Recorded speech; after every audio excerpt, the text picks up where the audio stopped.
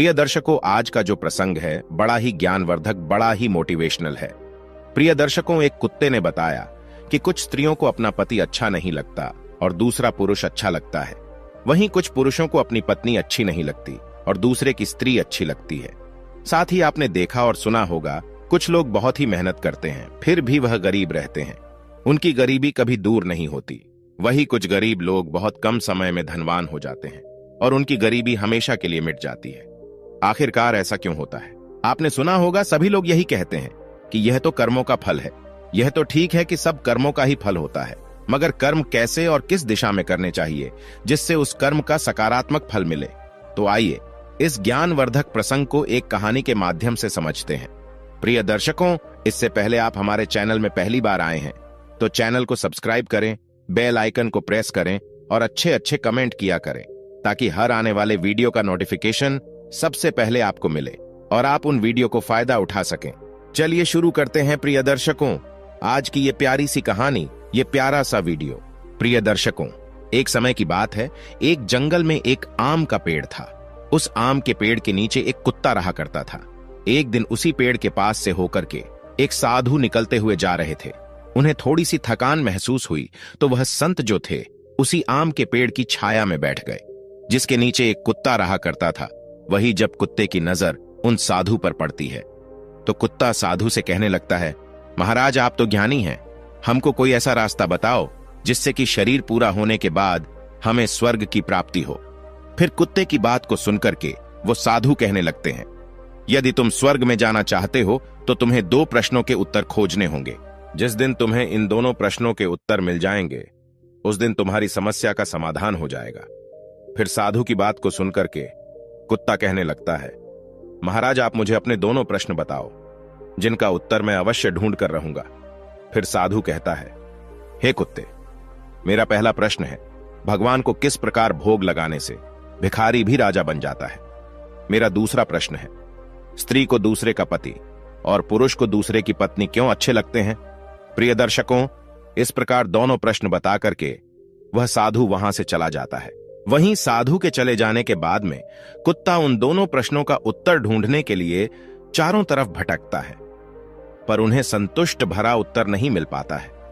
और इस प्रकार जब कुत्ता परेशान हो जाता है तो उसकी मुलाकात एक बूढ़े गिद्ध से हो जाती है। वही वह बूढ़ा गिद्ध जो था कुत्ते से कहता है कि तुम शंकर भगवान के पास जाओ, तुम शिव जी के पास जाओ, वो ही तुम्हारी समस्या का समाधान कर सकते हैं।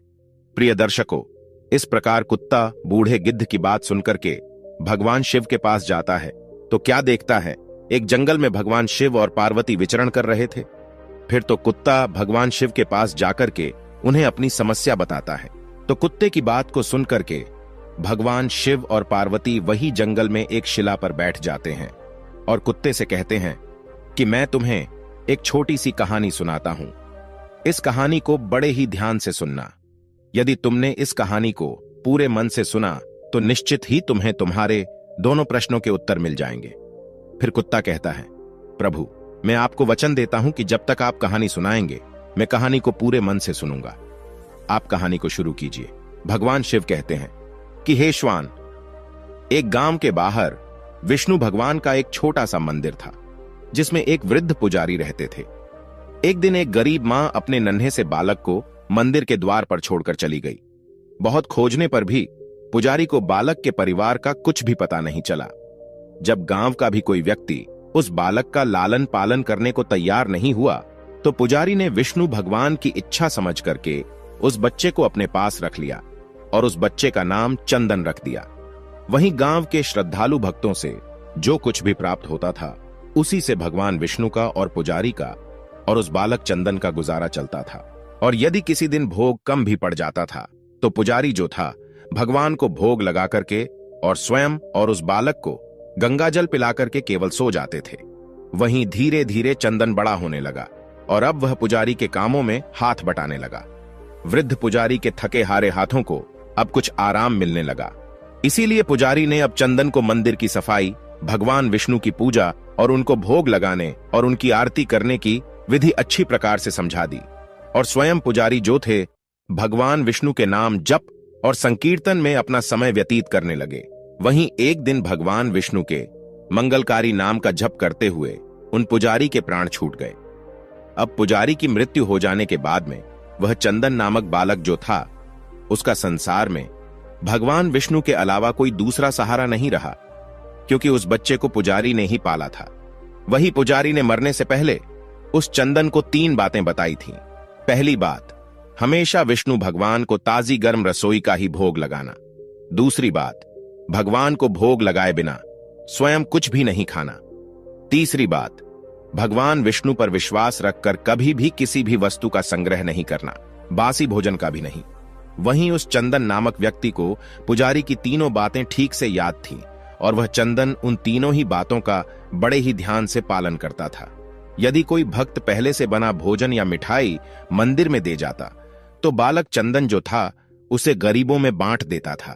बड़ी ताजी रसोई बनाकर ही भगवान विष्णु को भोग लगाता था। उसके बाद ही स्वयं प्रसाद ग्रहण करता था और यदि फिर भी बच जाता था तो उसे बांट देता था। भगवान शिव कहते हैं कि हे तोते, यदि रसोई बनाने को सामग्री नहीं होती थी तो भगवान विष्णु और वो बालक चंदन दोनों गंगाजल पीकर ही रह जाते थे। एक दिन बरसात का मौसम आया और 3-4 दिन तक मूसलाधार बरसात होने से मंदिर में एक भी भक्त नहीं आया। वहीं चंदन अपने विष्णु भगवान को गंगा का ही भोग लगाता रहा और उसे ही पीकर स्वयं भी समय गुजारता रहा। उधर भगवान विष्णु उस बालक चंदन की भक्ति और सहन शक्ति की परीक्षा लेते रहे, किंतु आखिर में अपने भक्त बालक को भूख से तड़पते देख करके भगवान विष्णु से रहा नहीं गया और विष्णु जो थे, सेठ के नौकर का रूप धर करके हाथ में भोजन सामग्री की पोटली लेकर के बरसात में भीगते हुए मंदिर के द्वार पर जा पहुंचे। और इस प्रकार विष्णु ने मंदिर पर आवाज लगा करके उस चंदन को बुलाया और उसके हाथ में पोटली देते हुए कहा, ये कच्चा राशन सीधे के रूप में सेठ जी ने तुम्हारे पास भेजा है। इसे रसोई बनाओ, भोग लगाओ और स्वयं भी प्रसाद पाओ। मैं कल फिर आऊंगा। वहीं चंदन भगत ने आशीर्वाद देकर के और सूखी गीली लकड़ियों के धुएं में गर्म रसोई बना करके भगवान विष्णु को भोग लगाया। फिर पूरे बरसात के मौसम में भगवान विष्णु नौकर के भेष में चंदन भगत को सीधा देने के लिए आते रहे और स्वयं भी गर्मा गर्म रसोई का भोग पाते रहे।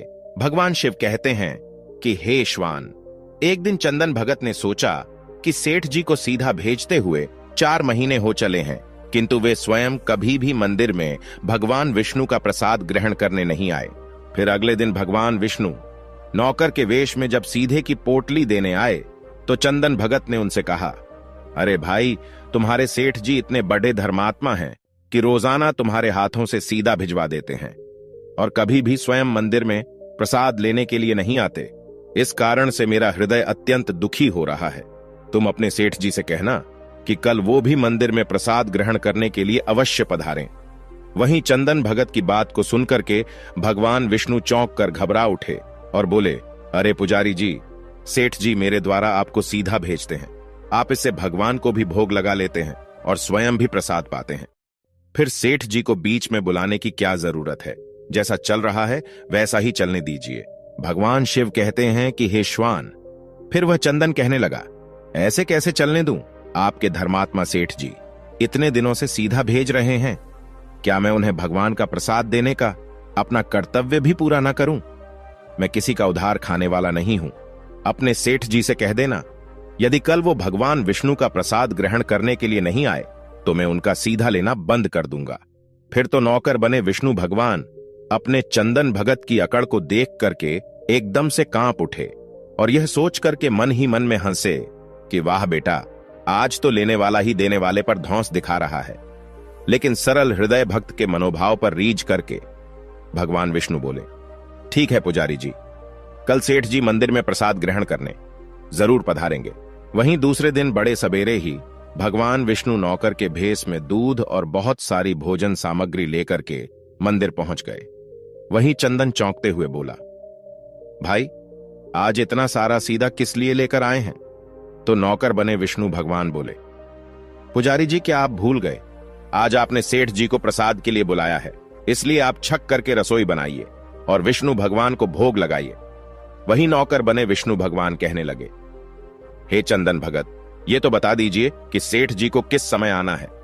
तो चंदन ने प्रसन्न होकर के नौकर बने विष्णु भगवान को सेठ के आने का समय बता दिया अब उधर तो चंदन भगत रसोई तैयार करता है और इधर भगवान विष्णु जो थे अपने चंदन भगत की इच्छा पूरी करने के लिए सेठ का रूप धारण करने लगते हैं। इधर अपने स्वामी को एक प्यारे भक्त के यहां पर जाने का समाचार सुनकर के माता लक्ष्मी भी भला कैसे पीछे रहती। वह भी विष्णु भगवान की आज्ञा को पाकर के सेठानी का रूप धारण करने में जुट गई। विष्णु भगवान ने एक मखमल का सुंदर कुर्ता धारण किया और ऊपर से एक सुंदर रंग बिरंगी पगड़ी बांध ली और अपने पैरों में रेशमी जूतियां धारण कर ली। और इधर लक्ष्मी ने अपने पतिदेव के नगर में बनी हुई सुंदर बनारसी साड़ी निकालकर पहनी, जिसका रंग सेठ बने विष्णु के कुर्ते से मेल खा रहा था। लक्ष्मी ने सोने चांदी हीरे के जगमगाते हुए आभूषण धारण कर लिए, पैरों में सुंदर चरण पादुकाएं पहन ली। इधर लक्ष्मी और विष्णु ने जब एक दूसरे को सेठ सेठानी के वेश में देखा तो वह चकित होकर एक दूसरे को निहारते ही रह गए, क्योंकि दोनों एक दूसरे को देख देख करके निहाल हुए जा रहे थे। इससे पहले उन्होंने कभी एक दूसरे का ऐसा सुंदर रूप नहीं देखा था। भगवान शिव कहते हैं कि हे श्वान, जब भगवान विष्णु और लक्ष्मी सेठ सेठानी का रूप धारण करके अपने भक्त के यहां दावत उड़ाने चले तो ऋषि मुनि, देवता देवांगना आदि भी उन्हें देख करके ठगे से रह गए। वही सेठ बने भगवान विष्णु अपने हाथ में ली हुई छड़ी को अदा से घुमाते हुए पृथ्वी पर टेकते हुए चल रहे थे और उनके पीछे पीछे बगल में परस दबाए अपनी चरण पादुका से टक टक और पायलों की छन छन की मधुर ध्वनि करती हुई लक्ष्मी मां सेठानी बनी हुई चली जा रही थी। इधर चंदन भगत आज सुबह से ही सेठ जी के स्वागत में भांति भांति के पकवान बनाने में जुटा था। अपने भगवान विष्णु का भोग तो वह चलते फिरते बना लेता था, किंतु आज उसे कई महीनों से भगवान को भोग लगाने के लिए सीधा भेजने वाले सेठ जी को भगवत प्रसाद देना था। इसलिए उस चंदन भगत ने रसोई बनाने में अपनी सारी पाक कला झोंक डाली थी, जिससे जो भी व्यंजन बने वह सुंदर और स्वादिष्ट हो। वहीं सेठ जी के द्वारा भेजे हुए चावल धोकर के चंदन भगत ने खीर बनाई, उसे धीमी आंच पर पका करके गाढ़ा किया और उसमें सेठ जी के द्वारा भेजे हुए पिस्ते, बादाम, केसर, चिलगोजे और किशमिश डाले। वहीं मिर्च और अदरक को कूट करके उसे बाजरा, बेसन और गेहूं के आटे में भर भर करके मोटे मोटे मिर्चे टिक्कर बनाई।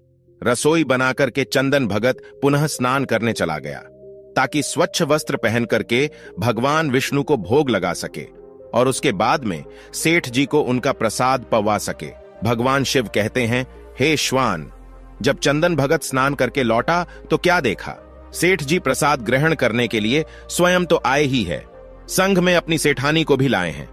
वही चंदन ने झट से दोनों से राम राम की, उन्हें आसन देकर बिठाया और बोला, मैं भी भगवान विष्णु को भोग लगाकर आता हूं, फिर आपको प्रसाद परोसूंगा। वही भावना के भूखे भगवान विष्णु से भूख सहन नहीं हो पा रही थी, इसलिए वह बोले, पुजारी एक काम करो, भगवान को जल्दी से भोग लगाइए, मुझसे भूख सहन नहीं होती है। फिर तो सेठ बने विष्णु की बात को सुनकर के चंदन भगत बोला, देखो सेठ जी, भूख तो मुझे भी बड़े जोर से लग रही है, किंतु मैं अपनी भूख के कारण भगवान को भोग लगाना नहीं भूलता। यदि दुनिया के सारे लोग इसी तरह अपनी भूख के लिए भगवान को भोग लगाना भूल जाएं, तो भगवान तो भूखे मर जाएंगे। वहीं सेठ बने विष्णु भगवान एक पत्तल उठाते हुए बोले, पुजारी जी, आप भोग लगाइए, इधर मैं पत्तल परोस लेता हूं, मुझसे भूख सहन नहीं हो पा रही है। फिर तो चंदन भगत जो था सेठ बने विष्णु भगवान को डांटते हुए बोला, सेठ जी, भगवान के काम में न तो जल्दीबाजी चलती है और न ही कंजूसी चलती है, इसलिए चुपचाप इंतजार करो। मैं जब तक भगवान विष्णु को भोग नहीं लगा देता, आप रसोई के पास भी नहीं भटक सकते हैं। चुपचाप इधर बैठ जाइए और ओम नमो भगवते वासुदेवाय का जाप करते रहिए। मैं अभी आता हूं, फिर आपको पेट भरकर भोजन कराता हूं। वही सेठ बने भगवान विष्णु डांट खा करके चुपचाप अपने आसन पर बैठ गए। वहीं सेठानी बनी लक्ष्मी जी उनकी यह दशा देखकर कि बड़ी मुश्किल से अपनी हंसी रोक पाई। लेकिन जैसे ही चंदन भगत पत्तल में सामग्री लेकर भगवान को भोग लगाने मंदिर में गया, इधर विष्णु लक्ष्मी जी को मौन रहने का संकेत करते हुए चुपके चुपके पैर रखते हुए रसोई में पहुंच गए और उन्होंने एक एक व्यंजन उठा करके चखना शुरू कर दिया। वहीं विष्णु भगवान तो प्रसाद को छकते ही भौंचक के रह गए, क्योंकि खीर में चीनी की जगह नमक भरा हुआ था और सब्जियों में चीनी भरी हुई थी। वहीं जैसे ही भगवान विष्णु ने रोटी का एक कोरा तोड़ करके मुंह में दिया तो वो सीसी करने लगे, क्योंकि रोटी में मिर्च भरी थी। वहीं विष्णु भगवान सीसी करते हुए उल्टे पैर भाग गए और अपने आसन पर जा बैठे। वहीं लक्ष्मी जी जो थी, अपने स्वामी की ऐसी हालत देख करके खिलखिला करके हंस पड़ी।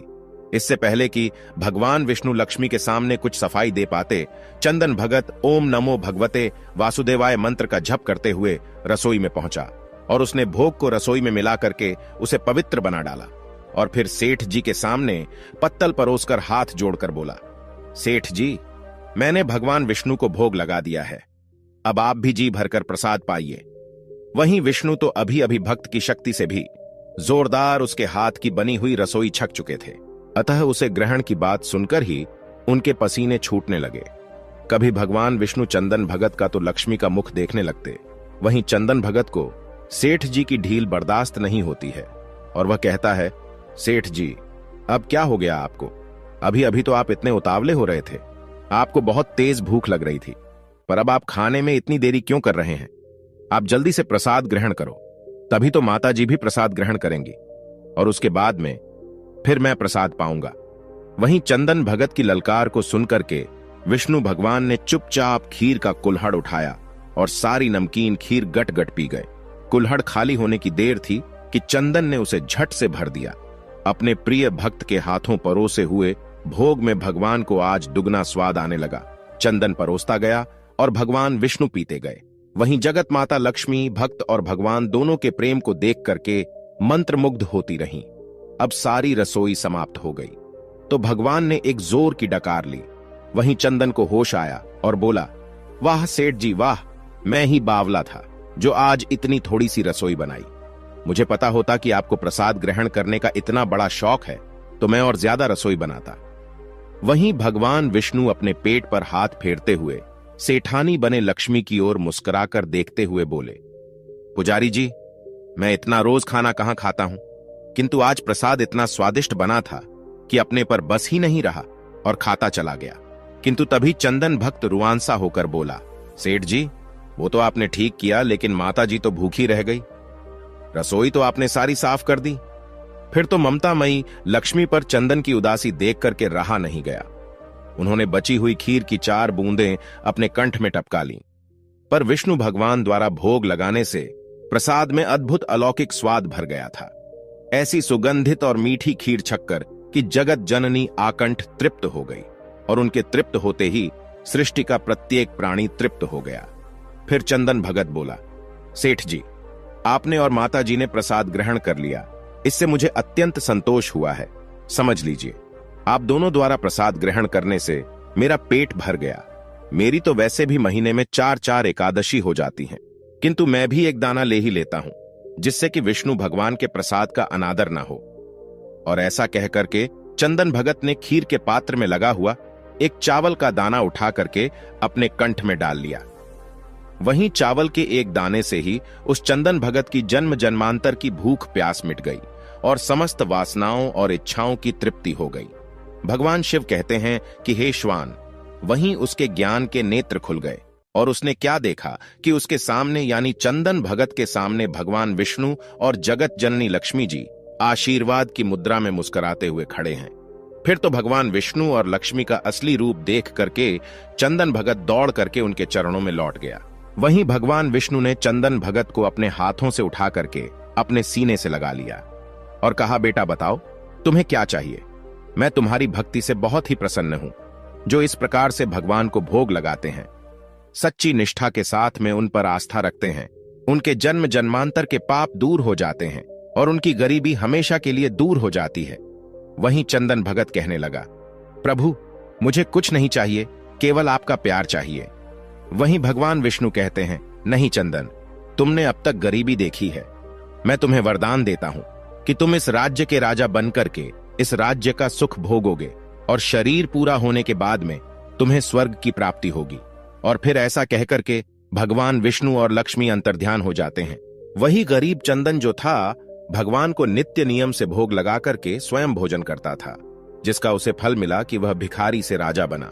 भगवान शिव कहते हैं कि हे श्वान, उसी विष्णु भगवान के मंदिर के पास में एक किसान अपनी पत्नी के साथ में एक झोपड़ी बनाकर रहता था और मंदिर में जो भी स्त्री या पुरुष पूजा के लिए आते जाते थे, वह किसान मंदिर पर आने वाली स्त्रियों को घूर घूर कर देखता रहता था और अपनी दृष्टि गलत रखता था। वहीं उस किसान की पत्नी मंदिर पर आने वाले पुरुषों को घूर घूर कर देखती रहती थी। अब समय इस प्रकार से धीरे धीरे गुजरता गया। एक दिन एक ठग कहीं से घूमता हुआ उस किसान की झोपड़ी से होकर गुजरा तो किसान की पत्नी की नजर उस ठग पर पड़ गई। वही ठग जो था दिखने में किसान से ज्यादा हष्ट पुष्ट और सुंदर था। देखते ही देखते वो किसान की पत्नी उस ठग को अपना दिल दे बैठी। वहीं मौका पाकर के किसान की पत्नी ने उस ठग से कहा, मैं तुम्हें बहुत पसंद करने लगी हूं, तुम मुझे अपने साथ ले चलो। भगवान शिव कहते हैं कि हे श्वान। फिर उस किसान की पत्नी की बात सुनकर के वो ठग राजी हो गया और किसान की पत्नी से कहा, तुम्हें घर में जितना भी धन माल मिले चुपचाप निकाल कर ले आओ, फिर हम दोनों यहां से कहीं दूर चल के सुख का जीवन जिएंगे। वहीं वह किसान की पत्नी घर में घुसती है और जितना भी धन चुरा सकती थी उतना ले करके उस ठग के पास आ जाती है और फिर वह ठग उस किसान की पत्नी को लेकर के गांव से दूर निकल जाता है। वही थोड़ी देर के बाद में एक ठगनी उसी किसान की झोपड़ी से होकर गुजरती है। फिर उस किसान की नजर उस ठगनी पर पड़ती है। वही ठगनी किसान की पत्नी से बहुत ज्यादा सुंदर थी, इसलिए किसान उस ठगनी को अपना दिल दे बैठा और मौका पाकर के उस ठगनी से कहता है, मैंने तुम्हें जब से देखा है मुझे कुछ भी अच्छा नहीं लग रहा है, मैं तुमसे प्यार करने लगा हूं। फिर ठगनी ने कहा, तो क्या चाहते हैं? फिर किसान ने कहा, हम तुम कहीं दूर चल करके एक साथ सुखपूर्वक रहेंगे। भगवान शिव कहते हैं कि हे श्वान। इस प्रकार उस किसान की बात सुनकर के वह ठगनी तैयार हो गई। फिर वह किसान जो भी धन माल उसके पास था उस सबको लेकर के उस ठगनी के साथ में गांव से दूर निकल जाता है। वहीं कुछ समय चलने के बाद में वह किसान की पत्नी और वह ठग, उधर किसान और ठगनी, इन सभी को चलते चलते एक नदी मिल जाती है। वहीं नदी के एक स्थान पर वो किसान की पत्नी और ठग बैठ जाते हैं और नदी के दूसरे दूर स्थान पर वो किसान और ठगनी बैठ जाते हैं।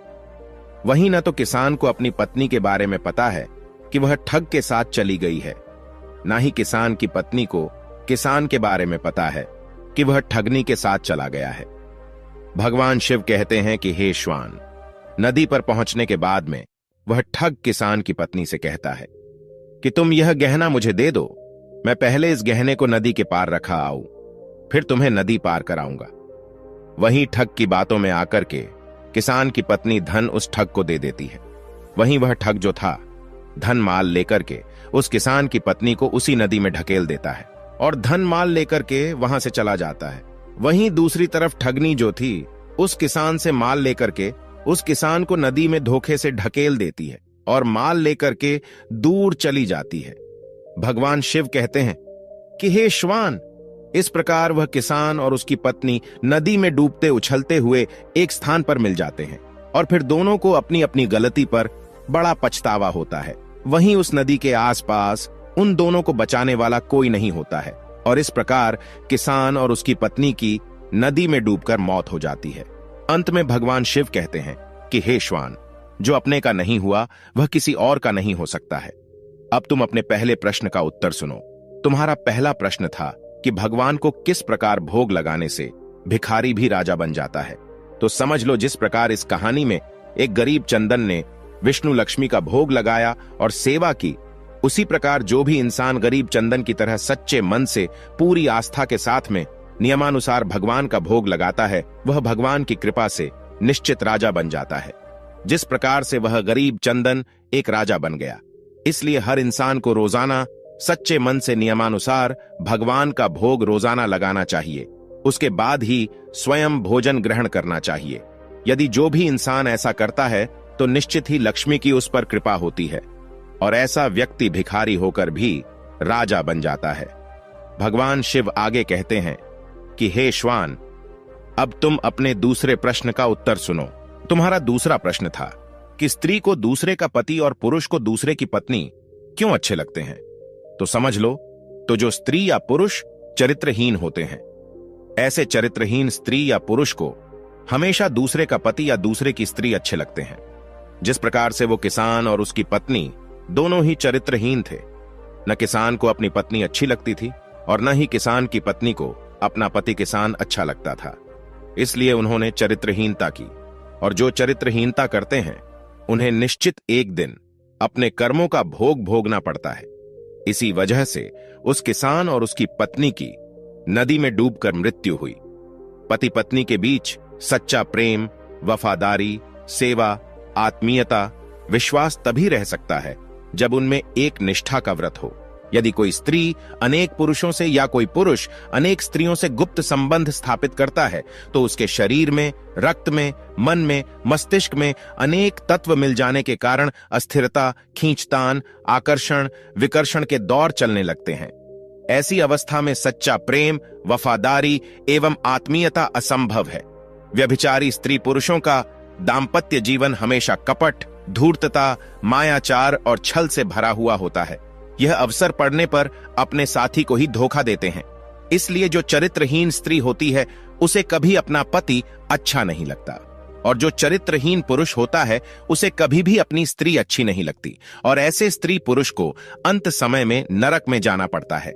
इसलिए हमेशा सद्मार्ग पर चलने के लिए हर स्त्री पुरुष को चरित्रवान होना चाहिए, तभी भगवान की कृपा के पात्र बन सकते हैं। प्रिय दर्शकों, इस प्रकार भगवान शिव के द्वारा कहानी सुनने के बाद में कुत्ते का मन पूरी तरह से संतुष्ट हो जाता है और फिर वह वहां से भगवान को प्रणाम करके वहां से चला जाता है, और समय आने पर उसको स्वर्ग की प्राप्ति होती है, क्योंकि कुत्ता एक दूसरे से बहुत प्यार करते थे, एक दूसरे के अलावा कभी किसी की ओर देखते भी नहीं थे। इसी की वजह से अंत समय में श्वान को स्वर्ग की प्राप्ति हुई। प्रिय दर्शकों, हमारी आज की कहानी, आज का वीडियो यहां समाप्त होता है। हम उम्मीद करते हैं कि आपको ये कहानी पसंद आई होगी और आप इससे ढेर सारी प्रेरणा लेंगे। मिलते हैं अगली ज्ञान चर्चा के साथ अगली वीडियो में। तब तक के लिए नमस्कार, धन्यवाद।